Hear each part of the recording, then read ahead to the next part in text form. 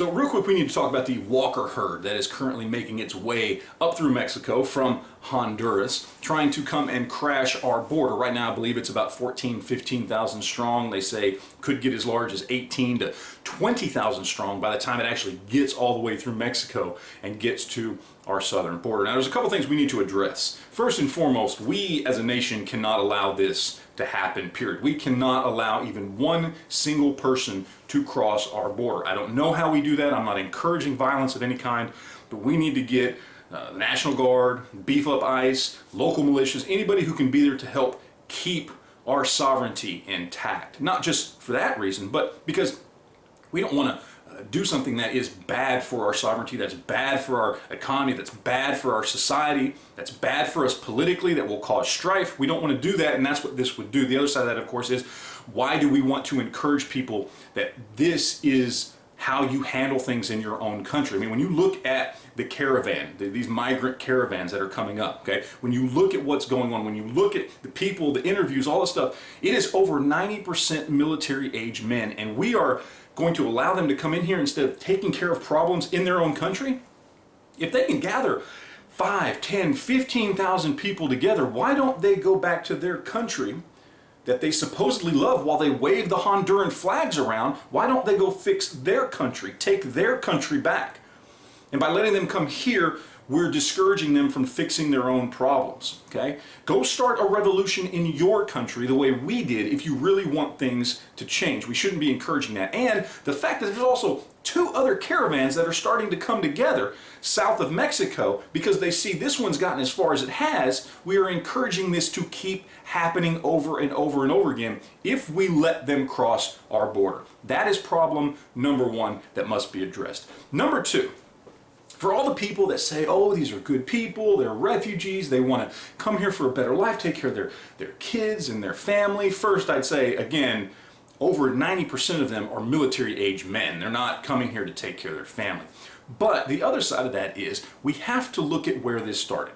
It was about 4,000 strong back in Honduras, okay? There were about 4,000 people that came together slowly over the course of making their way through Honduras, but about 4,000 people coming through there that wanted to start this walker herd, okay? Who were these people? Who were the people that actually started this? Not the people that have, latched onto this caravan as it's made its way north, but who started this and why did they actually start it? What did those 4,000 people originally intend to do when they started walking towards our southern border? And when you look at it, the people that are out there waving the Honduran flag, the ones that are very, very much hardcore Honduran, we're leading, this whole movement and everything else, okay? They're very open when you talk to them. They're very open because these are hardcore communist Marxists that want to come here to start a revolution in our country. They are the definition of an invasion force. They want to come here and start a political revolution in our country. They're very, very open about it. Now, why do they want to do that? Why do a bunch of communist Marxists want to come here to start a revolution in our country? Well, because they had a communist dictator, don't ask me his name, I don't remember, that was running Honduras, who got kicked out by a conservative right-winger and had a new government installed that these communist Marxist revolutionaries don't like. They want their dictatorship back. Their dictator, the Honduran dictator, who now took off and left Honduras when he got booted out, some sort of governmental coup, okay? He was best buddies with the Castros, with Maduro in Venezuela, with Chavez when he was still alive. They were actually a part of a group called ALBA. I don't know what it stands for, but it's a group of communist dictators and their revolutionary followers is basically what it is. And they get funding from all over the place. Speaking of funding, it's Maduro who's the one funding this. Why? Because he wants to see his former communist revolutionary buddies from Honduras come into the United States and start trouble here. This is an invasion, people. 4,000 people showing up to our border. Never mind the other 10,000 that have been added to that. Ignore those people. But just 4,000 people showing up to our border to start a revolution, and we're supposed to just go, okay, sure, right? No.